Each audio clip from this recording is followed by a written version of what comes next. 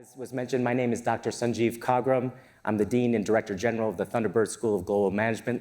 We are proud to be the #1 school in the world for our Masters in Global Management, and we're proud to be part of the Arizona State University Enterprise, which has been the #1 university for innovation for the last 5 years running. Our charter is that we judge ourselves by who we include and not who we exclude. But why am I on this panel? Well, just very brief moments. I was born in Uganda, 4th generation. My family came from Western India during the British colonial periods. We were expelled in 1972, including myself, the 20th wealthiest family in the country then, and left to my mother's homeland, which is Kenya, and then onward to refugee camps. My whole professional and personal career has been about giving back to the place that I was born and the continent that I love so much. Over the years, I was lucky enough to do many great things. I mentioned, you might not be able to see this wonderful shirt, that during the early years of post-apartheid South Africa, I was lucky enough to work with President Mandela. And this wonderful shirt was given to me by him 20 years ago. Subsequently, I was Dean of the Desmond Tutu Peace Center, and perhaps the greatest experience of my life. I am incredibly bullish on Africa, but we have to remember that Africa consists of 54 countries. It's not a single entity. There are millions and millions of people, virtually every climatic zone that you might believe. The average age of Africans is 19.1 years. We have a fabulous set of panelists, so I want to get to them. We're waiting on one other, and we'll welcome him as soon as he hopefully makes it with us. The focus of our session is necessity and invention, Africa, Silicon Valley, and the drive to innovate. But I'm going to focus less on Silicon Valley and more on the silicons that are emerging in Africa, whether that's Silicon Savannah, Silicon Cape, and all the other ones, okay? So in terms of the panelists, we have Landry Signe, who has, I'm very proud to say, joined us at the Thunderbird School as a professor of global leadership and management, the 4th Industrial Revolution. Landry has a distinguished career, most recently at the Brookings Institution. Onyeche Tafasi, a managing director and CEO of Siemens Nigeria. She was telling me she's been with Siemens for 16 years and 14 years back in her homeland of Nigeria, doing incredible work there. Mikkel Hippe-Brun is the co-founder and senior vice president for APAC at TradeShift, one of our wonderful hosts. And when he joins us, we'll have Mamadou Touré, the CEO of Ubuntu Capital. So I want to start off by giving each of you a few minutes just to share your perspective on innovation on the continent. Is it really very similar to everywhere in the world, or is there something distinctly unique about not just African innovation, but different innovations across the continent? Why don't I start with you, Landry? Thank you very much, Sanjeev and TradeShift. I'm honored to be here with you today. So let me start with a few trends related to Africa. So by 2030, Africa will have about 1.7 billion people and a combined consumer and business spending of $6.7 trillion. So extremely important. And many of the innovations that we have seen on the continent recently have been driven by a series of factors. And I think Sanjeev spoke about the youth population. So there's a notion that we call the cheetah generation, a population which is very entrepreneurial, want to achieve things at an incredible speed. So that is one of the factors. So another factor is the improvement of governance. If we look in the late 80s, the governance environment was quite poor. Now, in the past couple of decades, Africa has had the best improvement in terms of number and in terms of countries which have adopted accountable governance linked to the improvement of the business environment, as well as in terms of the change of leadership. A third one, last year, the World Bank, in the World Bank Doing Business report, 50% of the top 10 countries with the best reforms were based in Africa.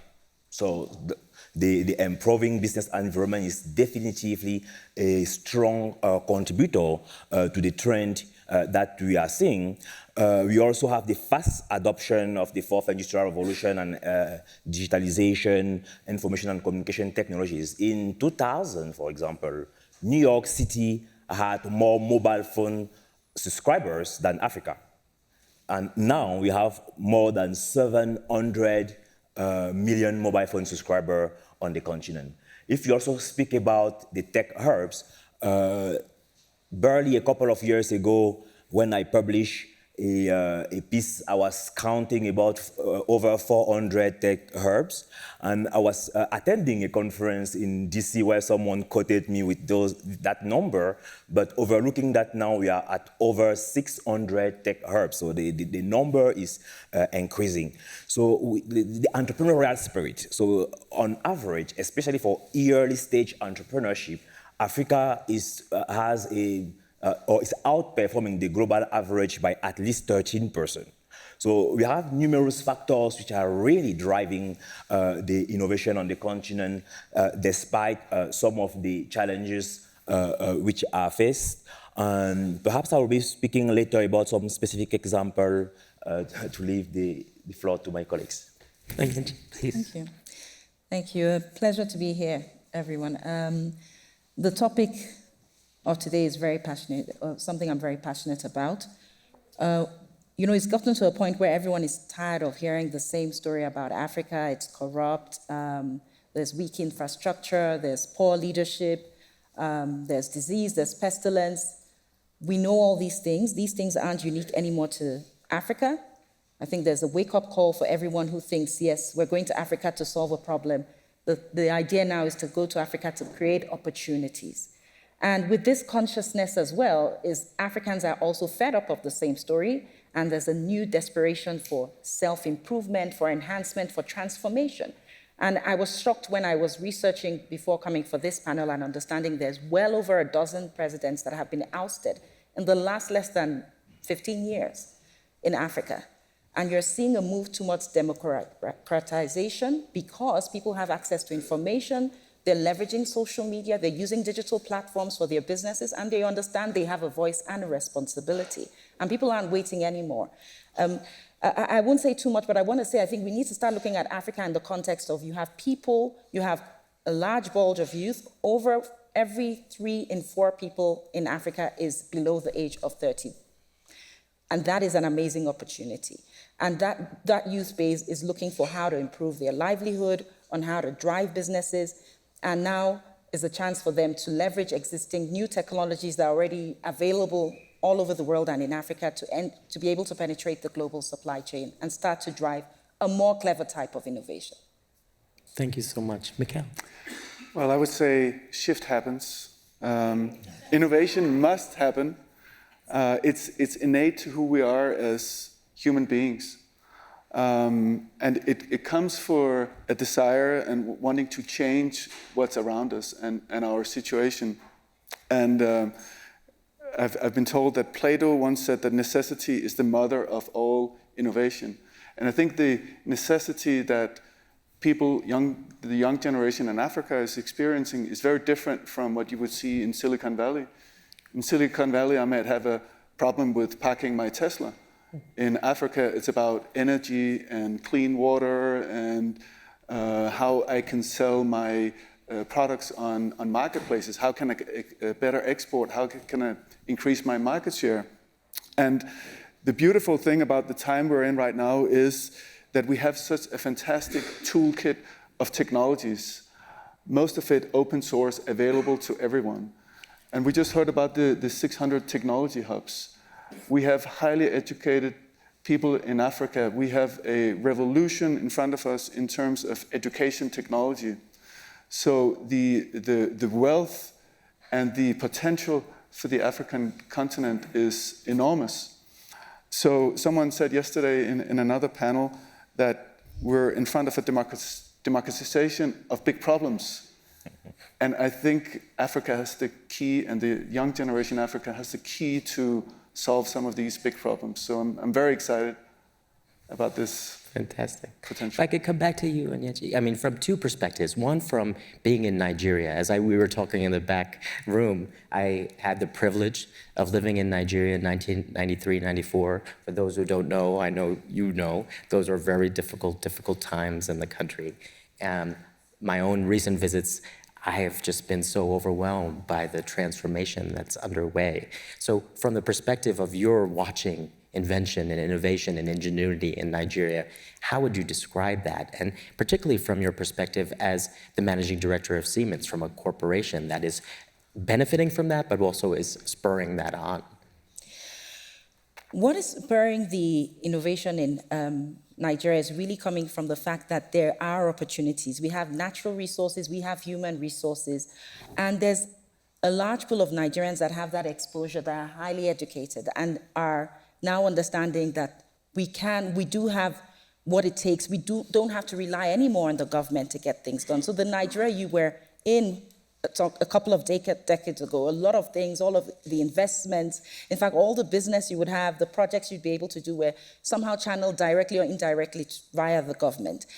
But now we're seeing private sector come and understand that, well, it's not easy doing business in Nigeria. There are all sorts of challenges. Let's do two things. One, let's take responsibility to make sure the government are trying to change things and improve. And we're seeing some reforms. We're seeing recent regulations. We're seeing policies that are trying to get us to that level. We're seeing, even from an immigration and a trade perspective, the Africa Continental Free Trade Agreement. Nigeria took a while to sign up to that, but that will open new opportunities for Nigeria as well.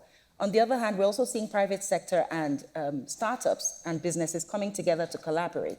And I think collaboration is really the key for Africa to transform. And that, when you talk about Silicon Valley, it's just a hub of like-minded people who are using technology to advance their economy and to advance their businesses.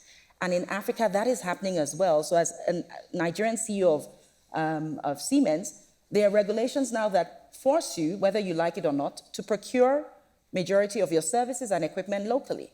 And then that gets you into the mindset of, my God, how am I going to do that? How am I going to get the skills? The skills and the talent isn't always there. So you start to invest in solutions for training and education, and not just at the university level. We go all the way to primary school level. We're training primary and kindergarten kids on STEAM or STEM with arts, STEAM topics on how to use practical experiments to get things done, to solve problems. And we're trying to bring that all the way to the secondary school level, and at the university level and the post-university level. We're also investing in education. We're partnering with the Lagos State government, with private sector to establish training academies similar to what we have worldwide. And that's bringing a new pool of talent into the company. We're also sending people out of the country. Some aren't coming back, some are coming back. It doesn't matter. Wherever you are, you're still a Nigerian and you're adding value. So education is very key because it's a platform for addressing issues. It's a platform for innovation. You can't, a lot of the problems we'll talk about, you can't do without having the awareness and the mindset.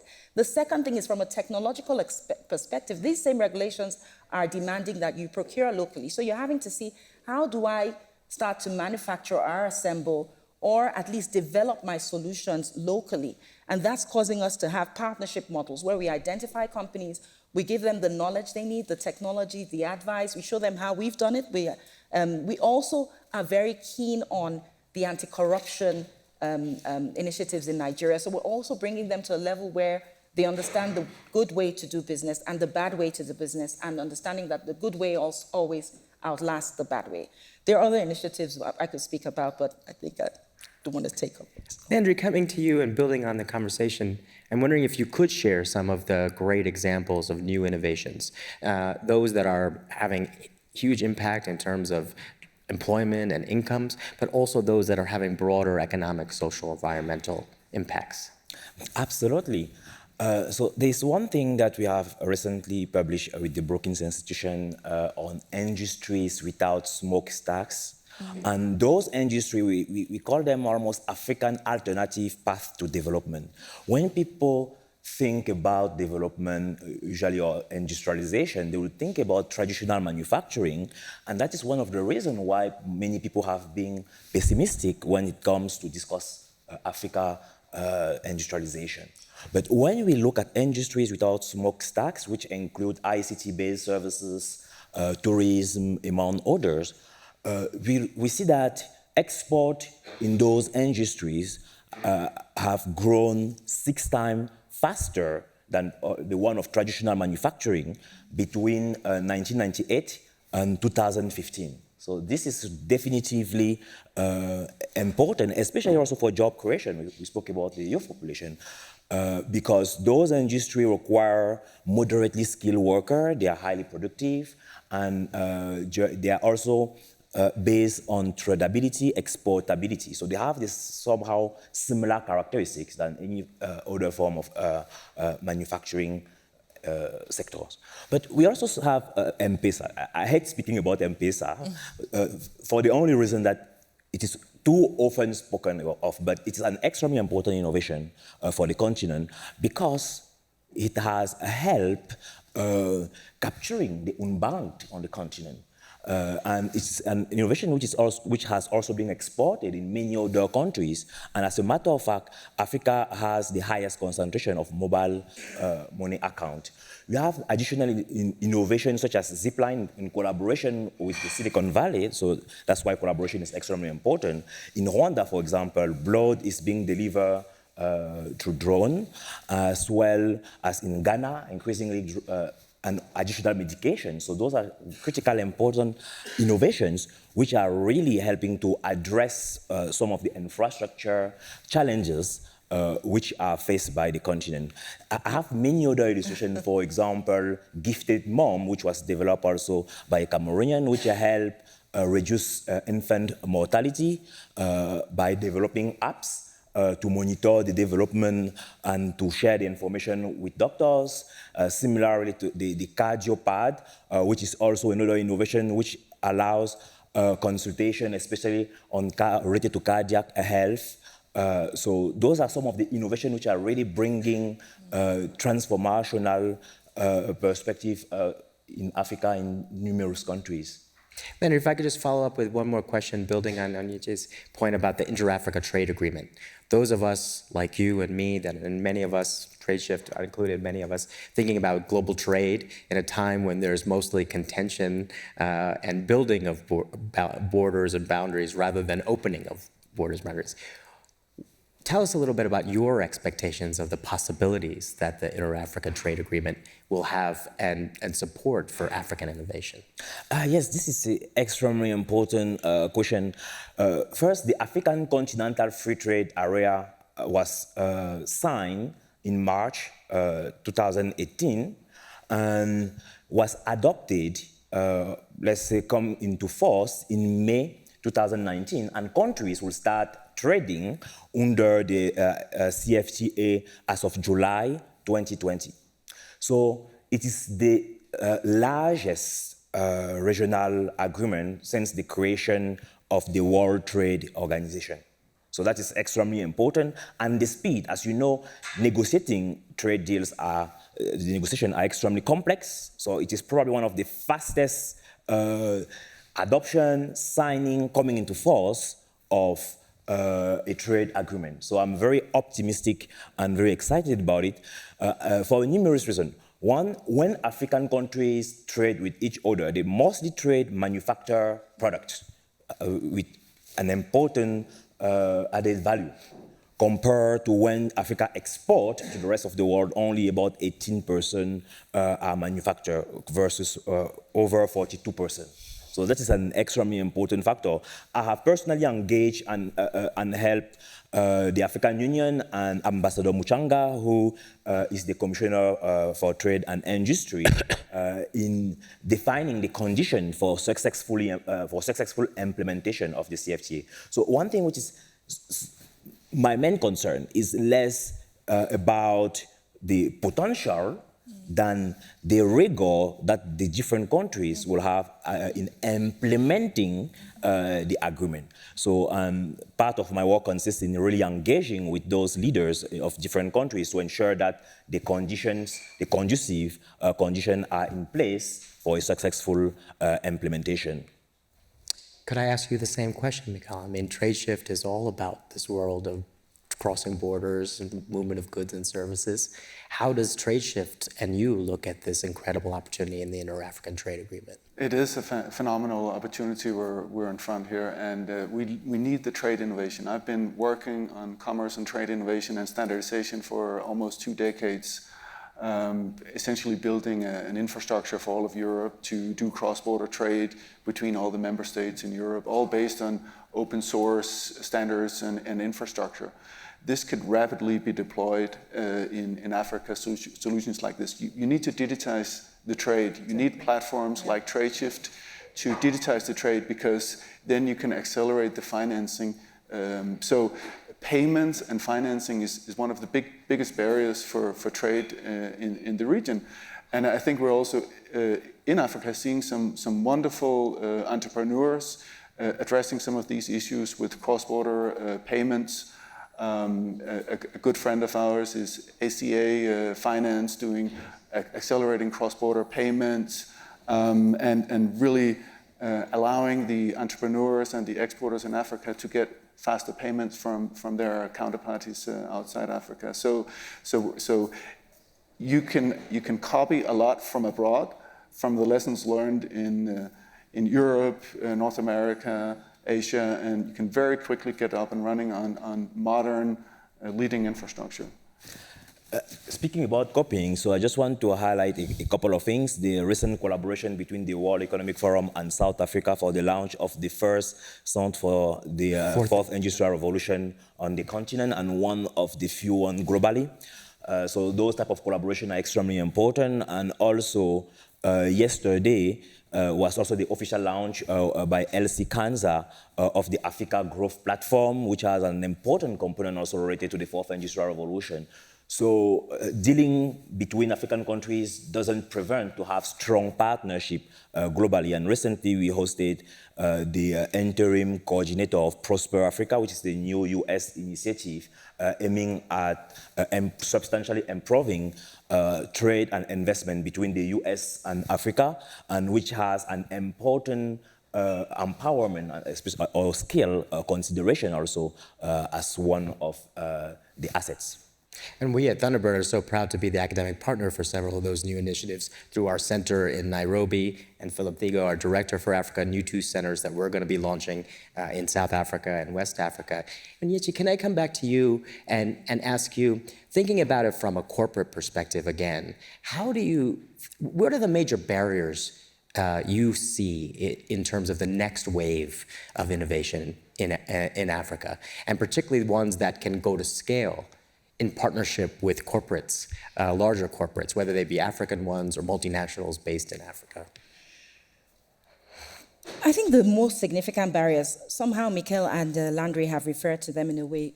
Some are as simple as having common standards and enforcement of standards, regulations that enable and encourage investment, transparency, but they're also more hardcore barriers like very weak infrastructure. I think electricity is one of the most tough, because half of Africans don't have access to electricity. And what does having access mean? It means that you can switch on your light bulb so you can study at night.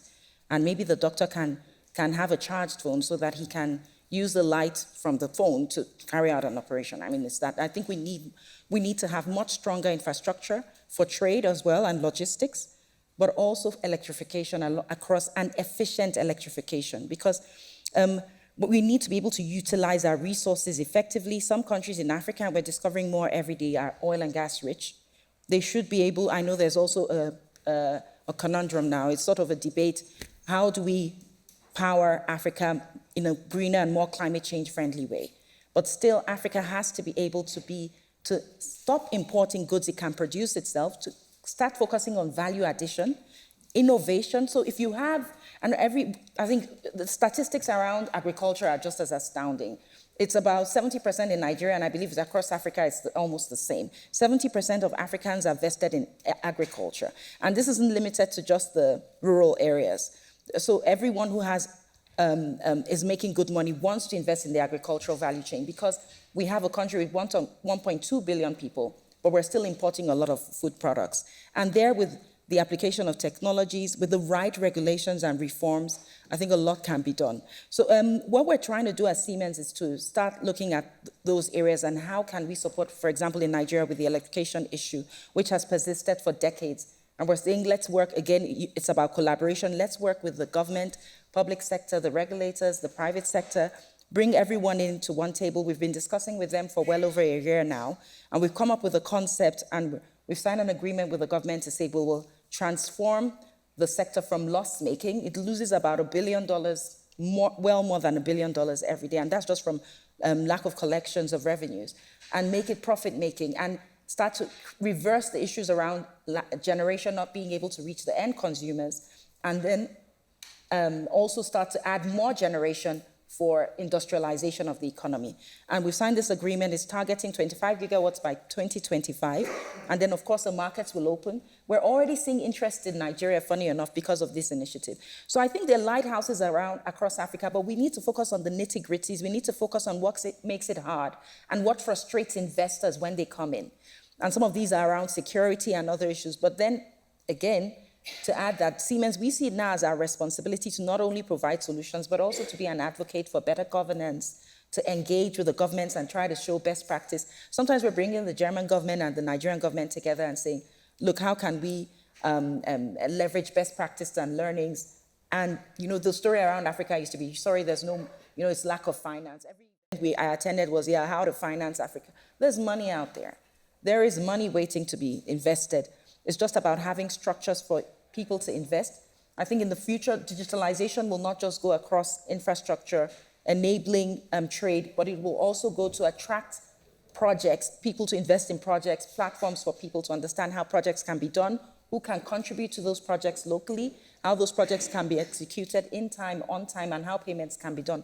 All these can be translated into very simple digital platforms to attract more people into Africa. Landry, if I could come back to you, there's a full range of ingenuity, invention, innovation happening across the continent. There's frugal innovation at the bottom of the pyramid, all the way to fourth IR innovation at the, one might say, the top of the pyramid.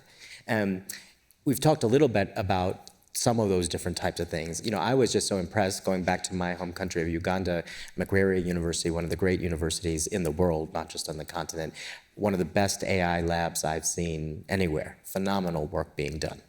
What are some of the other fourth IR areas, technologies, fourth industrial revolution technology areas that you see emerging as real potential across the continent?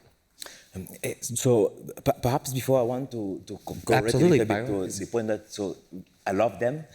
And so one element which is critical is the skill mismatch also. So related to the future of work. So you have people graduate, but they do not have the proper skill which are aligned with the future of work. And that's why I'm very happy of Thunderbird presence on the continent as the mission. One of the core mission of the school is to train the global leader for the fourth industrial revolution. So, and additionally to that, when you speak about infrastructure, so both the physical and human infrastructure. For example, an estimated amount of between 130 and 180 billion are needed each year for the continent to really develop the infrastructure which are necessary to sustain. 130 to 880 billion dollars. Billion dollars. And as of now, I think it is only about billion dollars, thank you. And it's about 80 billion which are being mobilized now. So exactly. It's a huge gap in terms of those elements. So now coming back to your question, I think some of the critical innovation are related to agriculture. You spoke about the approximately 70% of the population which live in the agricultural sector, from the agricultural sector. And some of the critical innovation there is, for example, some of the technology which will help analyze the composition of the soil in order to provide the best optimal fertilizers. We also have with the drone technology, the cartography, for example. GPS. So those are the GPS, as you are mentioning. So those are critical innovations which can help address immediate needs, and they are also scalable. Yes. So they are not, so as you said, innovations or necessities, the mode of innovation. But one element which is critical, especially in the context of a continent, is the scalability. We have innovators. So when about 10 of the top 100 most innovative countries globally are located in Africa. We have countries such as South Africa, Mauritius, among other. Of course, we want a better number than that. However, many African countries are among the best innovators. So innovation, critical, agriculture, health, the health sector overall, education, because now we are going through the online digitalization, but it's also critical for governance and to improve accountability. We have innovation which allows to fight corruption, for example, to ensure services in remote area. We recently hosted the special advisor to the president and minister from Niger, and he was speaking about the critical importance of the digital platform and the ability to provide and deliver public services and good in remote area where the government will never be able to build roads or to connect citizens because it is simply, you have a very low population density, but on the other hand, you have people living in those areas who still need to be provided with their basic services and good. I want to mention one other collaboration that I've recently heard about, Digital Earth Africa, which is a collaboration of many African governments with GEO, the Group on Earth Observations, the Australian government, other stakeholders, led by a colleague of ours, Aditya Agrawal. It's really creating an open data, Earth observation data down to the 10-meter resolution, available for all African organizations, government, private sector, nonprofit. It seems to me that creates an all set of new possibilities. As we recall, weather.com came from NASA data that was made freely available and accessible. So let's go to our final kind of wrap-up set of questions, which is what can Silicon Valley, since we did frame it in the context of Silicon Valley, learn from African innovation? Let's start with you, Miguel. Well, it's when we look at Silicon Valley, it seems that we're really trying to solve some of the first world problems, like Tesla charging and etc. But we also have gentrification in Silicon Valley. We have a lot of homelessness. I think some of these issues have been tackled in Africa, and I think maybe entrepreneurs in Silicon Valley could learn from trying to innovate from necessity and putting themselves in the place of these people that are being displaced from neighborhoods or don't have a place to live. Fantastic. Yeah, I think I'll build on what Mikhail said. And there was a conversation I was having with someone earlier this week, and I said, if you bring Wi-Fi, an African woman, and give her electricity, that's all she needs. She's going to find everything herself. Sorry, I had to bring the gender into this because I realized honestly, I haven't said anything about women. But you have African women who are there. They're the breadwinners. People don't realize a lot of families in Africa are being taken care of by the women. So you bring them the digital platforms. They can find the leverage, the education and the finance they need. But digitalization, electrification, and as I said, giving them access to payment platforms, etc., through these systems is really critical.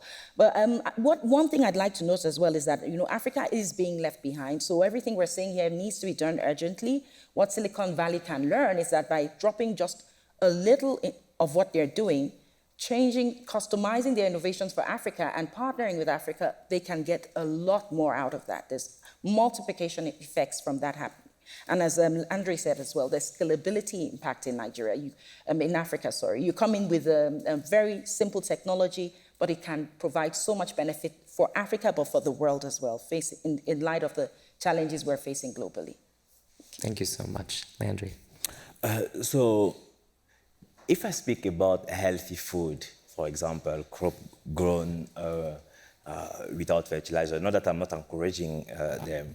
So, each time I hear about the new trend, I just think as to when I go to the village in Cameroon where I was born, I eat healthy foods, for example. so all those trend innovations, so come to the core, go to the village, and then you will find the authentic things. And I recall I was doing gorilla trekking in Rwanda, and one of my colleagues living in the UK had a banana, and then she told me, Landry, is that the real taste of banana? Oh my God, it's so good. What have I been eating for a long time? So simplicity, I think that is one extremely important factor, but another is also partnership.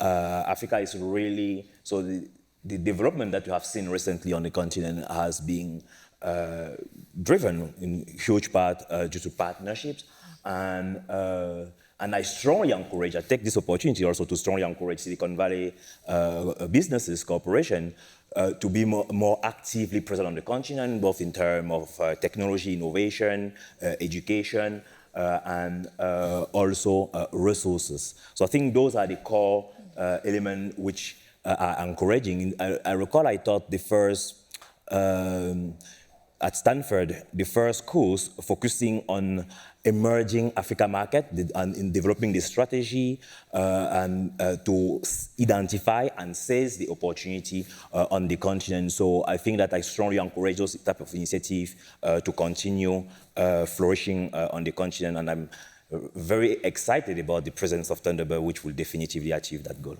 I want all the audience and all of us to thank our amazing panelists, and what a wonderful session.